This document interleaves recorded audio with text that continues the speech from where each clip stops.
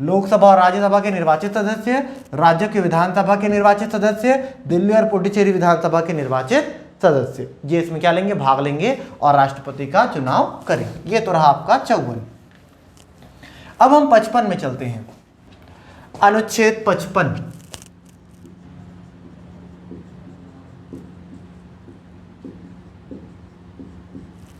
अनुच्छेद 55 कहता है राष्ट्रपति के निर्वाचन की प्रक्रिया। तो आप सभी को यह तो पता चल गया कि राष्ट्रपति के निर्वाचन में भाग कौन कौन लेते हैं, है ना। अब हम निर्वाचन की प्रक्रिया को देखेंगे। किसकी प्रक्रिया को देखेंगे, निर्वाचन की प्रक्रिया को। तो सबसे पहला आप सभी को कुछ चीजें मैं बता देता हूं, जैसे कि राष्ट्रपति संपूर्ण देश का क्या करता है, प्रतिनिधित्व करता है। इसीलिए राष्ट्रपति के निर्वाचन में केंद्र सरकार और राज्य सरकार दोनों क्या लेते हैं, भाग लेते हैं। और इसके अतिरिक्त केंद्र शासित प्रदेशों की सरकार द्वारा भी इसमें भाग लिया जाता है ना। तो चूंकि भारत का राष्ट्रपति संपूर्ण देश का प्रतिनिधित्व करता है, इसलिए संविधान निर्माता ऐसा चाहते थे कि संपूर्ण देश के लोगों के द्वारा राष्ट्रपति का चुनाव किया जाए। लेकिन ये चुनाव कैसे किया जाता है, अप्रत्यक्ष। कैसे किया जाता है, अप्रत्यक्ष। उसमें हम प्रत्यक्ष रूप से वोट नहीं देते, जैसे आम जनता उसमें प्रत्यक्ष रूप से वोट नहीं देती। और आम जनता जिसको वोट नहीं देती, जिसको आप और मैं वोट नहीं देते, वो हमारे लिए क्या है, अप्रत्यक्ष निर्वाचन है ना। राष्ट्रपति के निर्वाचन में कौन कौन भाग लेता है वो आपने देखा है अभी भी, है ना। प्रक्रिया क्या होती है, सबसे पहले आपको पता है लोकसभा भी रहता है यहां पे, राज्यसभा भी रहता है यहां पे, और यहां पे रहता है राज्य विधानसभा, और रहता है केंद्र शासित प्रदेश की विधानसभा। ठीक है, यहां पे लोकसभा, राज्यसभा, राज्य की विधानसभा और केंद्र शासित प्रदेशों की विधानसभा, इसके लोगों के द्वारा मिलकर के राष्ट्रपति का चुनाव किया जाता है ना। तो अगर देखें तो लोकसभा और राज्यसभा के लोगों की अगर संख्या को मिलाया जाए, मान लो मैं अगर पूरा ले लेता हूं 545 और इधर पे 245, ठीक है, तो कितना हो गया, ज्यादा से ज्यादा 5 2 7 और 45 दूनी 90, तो 790 सदस्य। कितने सदस्य हो गए, 790, है ना। लेकिन अगर राज्य विधानसभा के सदस्यों की बात करूं तो इनकी संख्या 1500 से कम नहीं है, इनकी संख्या 1500 से कम नहीं है। अगर विधानसभा के सदस्यों की बात करूं, सभी राज्यों की विधानसभा को मिला करके, ठीक है, तो ये 1500 से ज्यादा है। समझ में आ रहा है। तो संविधान निर्माताओं ने क्या किया, ठीक है, देखिए, अगर एक आसान भाषा में समझिए, अगर ये इनका वोट और इनका वोट, दोनों के वोट का वैल्यू अगर बराबर रख देते, दोनों के वोट का अगर वैल्यू बराबर रख देते, तो इनके वोट का वैल्यू देखो 790 है, कम पड़ रहा है, इनके वोट का वैल्यू ज्यादा हो रहा है ना। तो इससे क्या होता है, राष्ट्रपति के निर्वाचन में दोनों समान रूप से अपनी भूमिका अदा नहीं कर पाती। विधानसभा का जो, ठीक है, बहुमत है वो ज्यादा हो जाता, विधानसभा का पकड़ ज्यादा हो जाता और संसद का पकड़ कम हो जाता, है ना। तो इसी चीज से बचने के लिए, ठीक है, इसी चीज से बचने के लिए संसद के सदस्यों का और राज्य विधानसभा के सदस्यों का क्या किया गया, वोट का वो, ठीक है, वोट का मूल्य निकाला गया। वोट का क्या निकाला गया, मूल्य, मत मूल्य जिसे कहते हैं। तो सबसे पहले हम मत मूल्य निकालेंगे, एक विधायक का मत मूल्य, ठीक है। एक विधायक का मत मूल्य क्या होगा, सबसे पहले एक विधायक का मत मूल्य होगा उस राज्य की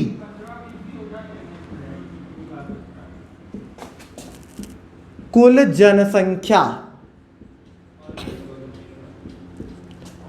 बटे कुल निर्वाचित विधायकों की संख्या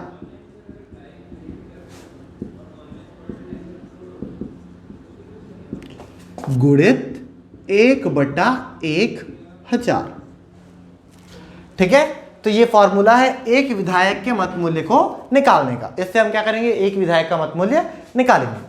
उस राज्य की, जिस राज्य का ये विधायक है, उस राज्य की कुल जनसंख्या बटे कुल निर्वाचित विधायकों की संख्या गुणित 1/1000 करके हम उस राज्य के एक विधायक का मत मूल्य निकालेंगे। उसके बाद हम निकालेंगे एक संसद सदस्य, मेंबर ऑफ पार्लियामेंट का मत मूल्य। क्या निकालेंगे, एक संसद के सदस्य का मत मूल्य। ठीक है, कैसे निकालेंगे, इसके लिए फॉर्मूला है कुल विधायकों का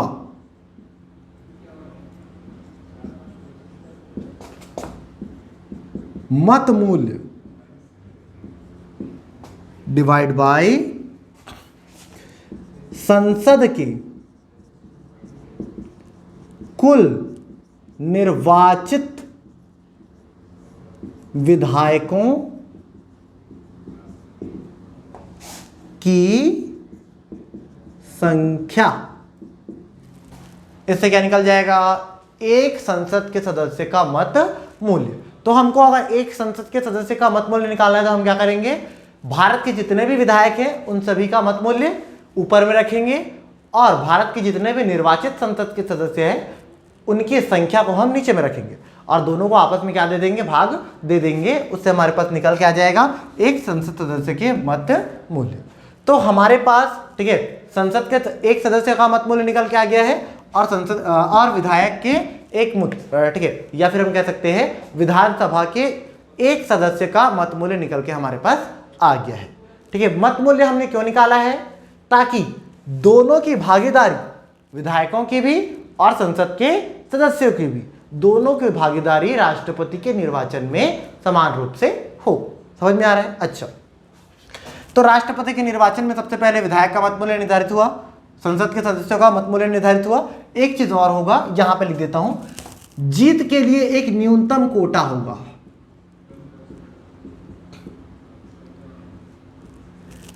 राष्ट्रपति पद का उम्मीदवार, ठीक है, तभी जीतेगा चुनाव। राष्ट्रपति पद का उम्मीदवार चुनाव तभी जीतेगा जब उसे ये न्यूनतम कोटा मिल जाएगा। और न्यूनतम कोटा कैसे निकलेगा, ये निकलेगा कुल वैध मत बटे कुल वैध मत, मतलब जितना भी वोट डाला गया है, जितना भी वोट डाला गया है उनमें से वैलिड वोट को हम ऊपर रखेंगे, बटे विजित प्रत्याशियों की संख्या, बटे क्या करेंगे, विजित प्रत्याशी की संख्या धन 1 और इधर भी कर देंगे धन 1। तो न्यूनतम कोटा हम कैसे निकालेंगे, कुल वैध मत बटे विजित प्रत्याशियों की संख्या धन 1 और इधर भी कर देंगे क्या हम, धन 1। इससे निकल जाएगा हमारे पास क्या, न्यूनतम कोटा। एग्जांपल देके बताता हूं, मान लीजिए कुल वैध मत पड़ा है 10, कुल वैध मत कितना पड़ा है 10 और विजित प्रत्याशियों की संख्या है 1। कितना प्रत्याशी जीतेगा, एक प्रत्याशी, उसमें जोड़ दूंगा 1। कितना जोड़ दूंगा, 1, और इधर मैं रखूंगा 1। इससे क्या होगा, 10/2 धन 1। इससे क्या होगा, उत्तर हमारा 5, 2 एकम 2, 2 पंचे 10 और 5 और 1 6। तो किसी भी उम्मीदवार को जीतने के लिए, ठीक है, कितना वोट प्राप्त करना पड़ेगा, 6 वोट। 10 में से 6 वोट प्राप्त करना पड़ेगा, ये उसका क्या होगा, न्यूनतम कोटा। समझ में आ रहा है? तो न्यूनतम कोटा के द्वारा ही कोई प्रत्याशी जो है क्या करेगा, चुनाव जीतेगा। यदि यहां पे एक और, ठीक है, बहुत बड़ा मुद्दा है, एक बार में यदि पहले चरण के मतदान में, ठीक है, मतगणना, पहले चरण के मतगणना में यदि कोई उम्मीदवार न्यूनतम कोटा प्राप्त नहीं कर रहा है तो दूसरे चरण का मतगणना किया जाएगा। दूसरे चरण के मतगणना में यदि नहीं प्राप्त कर रहा है न्यूनतम कोटा तो तीसरे चरण का क्या किया जाएगा, मतगणना किया जाएगा। ठीक है, तो न्यूनतम कोटा के बाद एक और बात बताता हूं मैं आपको, मतगणना। क्या होगा? मतगणना। तो मतगणना होगा यहां पर, ठीक है, कई चरण में होगा, कई चरणों में, इतने चरण में मतगणना होगा जितने चरण में, ठीक है, एक उम्मीदवार को न्यूनतम कोटा नहीं मिल जाता। तो मतगणना कई चरणों में होगा। आपको यह समझ में आ रहा है? राष्ट्रपति के निर्वाचन की प्रक्रिया में हमने विधायकों का मत मूल्य बराबर किया है, संसद का मत मूल्य निकाला है, न्यूनतम कोटा निकाला है। इसके आगे चलते हैं। अब क्या होगा?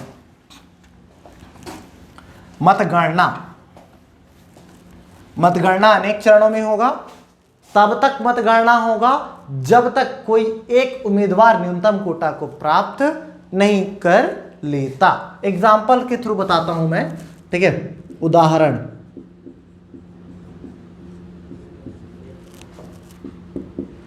राष्ट्रपति पद के उम्मीदवार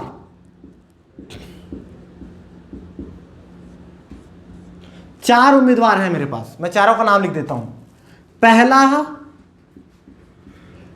रुपेन, पहला उम्मीदवार है रुपेन। दूसरा है महेंद्र, दूसरा कौन है? महेंद्र। तीसरा है सुरेंद्र और चौथा है रमेश। ठीक है, पहला रुपेंद्र, पहला रुपेंद्र, दूसरा महेंद्र, तीसरा सुरेंद्र और चौथा रमेश। राष्ट्रपति के कितने उम्मीदवार हैं मेरे पास? 4 उम्मीदवार हैं। ठीक है, कितने उम्मीदवार हैं? 4 उम्मीदवार। और मान लो मैं वोटर हूं, और मैं क्या हूं? वोटर हूं।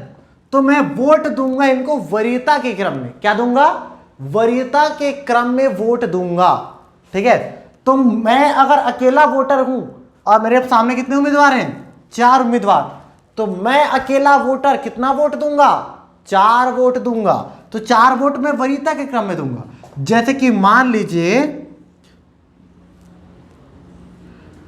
लीजिए ये मेरा मत पत्र है। ये मेरा क्या है? मत पत्र है। ये मत पत्र है, ये इनका नाम लिखा हुआ है लाइन से। अब मेरे को इनको क्या देना है? वोट देना है।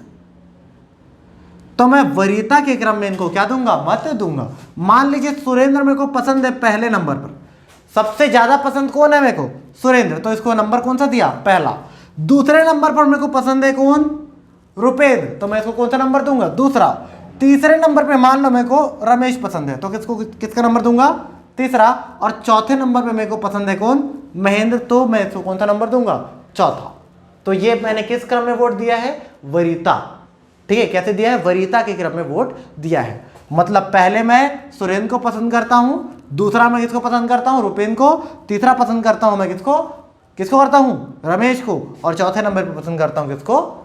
महेंद्र को। तो मान लो एक चुनाव हुआ राष्ट्रपति का, और उस चुनाव में कुल वैध मत पड़े, कुल वैध मत,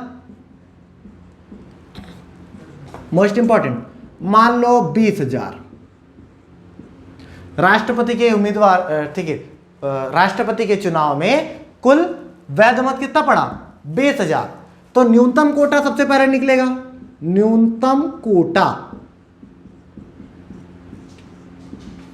है ना 20,000। जीतने वाले कितने लोग हैं भाई? 4 उम्मीदवार से जीतेगा कौन? 1। तो मैं यहां रख देता हूं कितना? 1। और धन 1 करना है मेरे को फॉर्मूले में, और इधर पे धन 1 करना है। तो 20,000 बटे 2, धन 1, 2 एकम 2, 2 दहम 20, 1 2 3 उतार दूंगा। तो 10,001 वोट चाहिए मेरे को। जीतने के लिए मेरे को कितना वोट चाहिए? 10,001 वोट चाहिए। अब 10,001 वोट तो मेरे को चाहिए। अब मैं करूंगा मतगणना। क्या करूंगा? मतगणना। मैं मिटाते जा रहा हूं, ध्यान से देखते चलिएगा तो समझ में आएगा। मतगणना। अब ये मतगणना का प्रथम चरण है। ठीक है, मतगणना के प्रथम चरण में मान लो रुपेंद्र को 8,000 वोट मिला है, रुपेन को कितना वोट मिला है? 8000। महेंद्र को मान लो 6000 और 4000 बच गया ना, 4000 कितना हो गया? 6 4 10 और 2000 और ये 2000। ठीक है, तो मान लिया रुपेन को कितना वोट मिला है? 8000, महेंद्र को 6000, सुरेंद्र को 4000 और रमेश को 2000 मत मिला है। किसमें? मतगणना के पहले चरण में। तो मतगणना के पहले चरण में आप देख रहे हैं कोई भी व्यक्ति न्यूनतम कोटा प्राप्त किया है क्या? न्यूनतम कोटा कितना है हमारा? 10,001 है। न्यूनतम कोटा कितना है? 10,001। तो कोई व्यक्ति जब तक 10,001 मत नहीं प्राप्त करेगा तब तक क्या करेंगे? हम उसके वोट का विभाजन करते रहेंगे। जब तक कोई व्यक्ति 10,001 वोट प्राप्त नहीं कर लेगा तब तक वो नहीं जीतेगा। ठीक है, हालांकि ऐसा होता नहीं है कि हर बार एक ही बार जब गणना करते हैं मतों की तो कोई ना कोई प्रत्याशी जीत जाता है। अच्छा, पहला चरण का हो गया है। अब क्या हो रहा है? रमेश सबसे कम वोट प्राप्त किया है। रमेश क्या किया है? सबसे कम वोट प्राप्त किया है। तो रमेश का जो वोट है वो हम क्या कर देंगे? खत्म कर देंगे, कैंसिल कर देंगे और उसके वोटों को हम बांट देंगे अन्य 3 लोगों के वोटों से। रमेश का नाम काट दिया हूं मैं, ठीक है, और रमेश का कितना वोट है? 2000। कितना वोट है रमेश का? 2000। अब हम क्या करेंगे? इस 2000 वोट को बांटेंगे। किसमें? रुपेन, महेंद्र और सुरेंद्र। तो मान लिया 2000 लोगों ने रमेश को कितने नंबर पे रखा था? पहले नंबर पे। 2000 लोगों का पहला पसंद कौन था? रमेश। तो 2000 लोगों का कोई दूसरा पसंद होगा, 2000 लोगों का कोई तीसरा पसंद होगा, है ना? तो 2000 लोगों का दूसरा पसंद मैं मान लेता हूं। 2000 लोगों में से 1000 लोगों का, ये मैं दूसरे चरण के मतदान, ठीक है, मतगणना कर रहा हूं। दूसरे चरण की क्या कर रहा हूं? मतगणना कर रहा हूं। 2000 लोगों में से 1000 लोग दूसरे नंबर पे पसंद करते हैं। किसको? रुपेन को। 2000 में से 1000 लोग दूसरे नंबर पे किसको पसंद करते हैं? रुपेन को। 2000 में से 600 लोग 2000 में से 600 लोग दूसरे नंबर पे पसंद करते हैं। किसको? महेंद्र को। और 2000 में से जो 400 लोग हैं वो दूसरे नंबर पे पसंद करते हैं। किसको? सुरेंद्र को। तो अब दूसरे चरण का मतदान क्या हो गया है? समाप्त हो गया है ना? आपने देखा रमेश को 2000 लोगों ने पहली पसंद पे रखा था और रुपेन को, ठीक है, रमेश के वोटर्स ने, रमेश को जो पहले नंबर पे 2000 लोग पसंद करते थे, इन 2000 लोगों में से 1000 लोग 2000 में से 1000 लोग अपने दूसरे पसंद के रूप में किसको रखे हैं? रुपेन को। 2000 में से 600 लोग अपने दूसरे पसंद के रूप में किसे रखे हैं? महेंद्र को। और 2000 में से ही 400 लोग अपने दूसरे पसंद में रखे हैं। किसको? सुरेंद्र को। अब हम वोटों की काउंटिंग करते हैं। 8 और 1 9000, 6000 और 600 6600, 4000 और 400 कितना हुआ? 4400।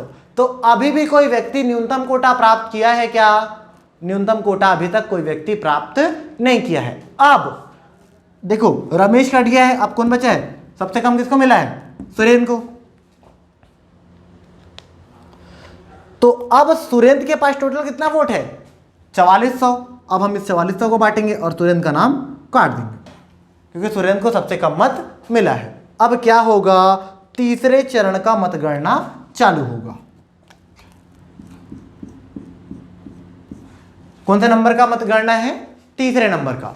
तीसरे नंबर की मतगणना में सबसे पहले देखिए 4000 लोग, सबसे पहले 4000 लोग जो सुरेंद्र को पहली पसंद पे रखते हैं। 4000 लोगों ने सुरेंद्र को अपना पहला पसंद माना है, तो 4000 लोगों का कोई दूसरा पसंद तो होगा, है ना? तो 4000 लोगों में से मैं मान लेता हूं 2000 लोगों का, 4000 लोगों में से 2000 लोगों का दूसरा पसंद कौन है? रुपेन। 4000 लोगों में से 2000 लोगों का दूसरा पसंद कौन है? रुपेन। और मैं मान लेता हूं 2000 लोगों का दूसरा पसंद है कौन? कौन है? महेंद्र।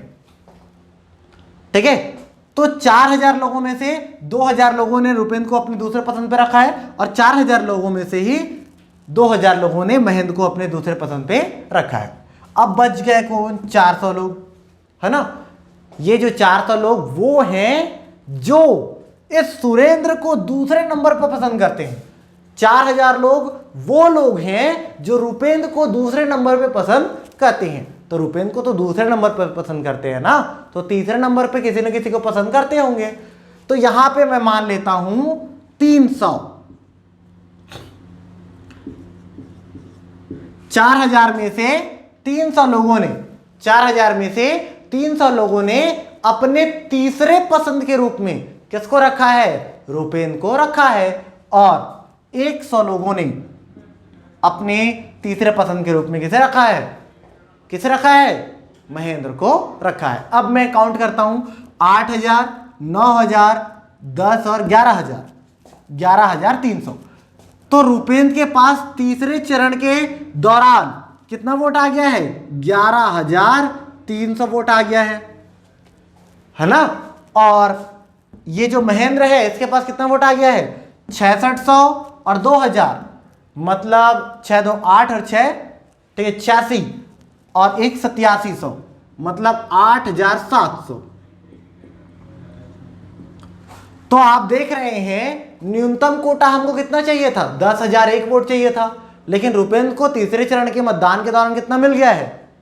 11300। तो जीत कौन गया है? कौन सा उम्मीदवार जीता है आपका? रुपेंद्र जीत गया है। तो राष्ट्रपति के उम्मीदवार के रूप में कौन रहेगा? ठीक है, विजित प्रत्याशी कौन रहेगा? रुपेंद्र रहेगा। समझ में आ रहा है? तो इस प्रकार से राष्ट्रपति के निर्वाचन की प्रक्रिया को क्या किया जाता है? पूर्ण किया जाता है। ठीक है दोस्तों, तो ये तो रहा अनुच्छेद 55। नेक्स्ट